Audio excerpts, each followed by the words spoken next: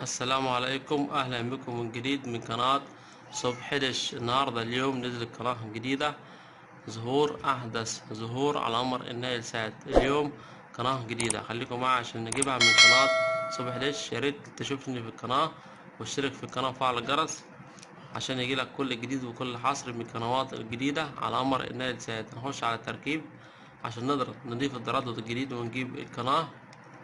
هنيجي هنا على قائمة الترددات تالت واحدة،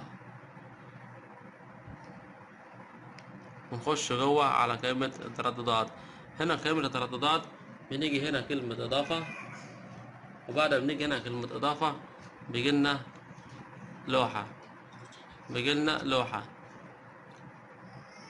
وبنكتب التردد الجديد للقناة اللي هو 12/6/8/7 من قناة صبح دش. وبعد كده بنكتب المعدل الترميز اللي احنا عايزين، اللي هو هيكون 2/7/5/0/0.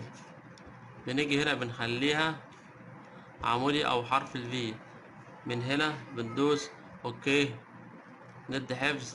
تم الحفظ عشان كده التردد جاب اشارة تمام. لو ما لقيتش قناة وقعدت تدور على القناة وما لقيتهاش، امسح التردد ونزله من جديد، هتلاقي القناة نزلت معاك في اخر قنوات. هندوس كلمة بحث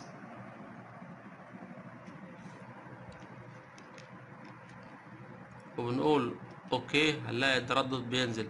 هينزل لنا عدد القنوات. خليكم معايا من قناة صبح دش. هنا نزل عدد القنوات، وهنا القناة التردد كمان مرة 12/6/8/7. معدل الترميز 2/7/500. اشتركوا وفعلوا الجرس من قناة صبح دش. السلام عليكم ورحمة الله وبركاته.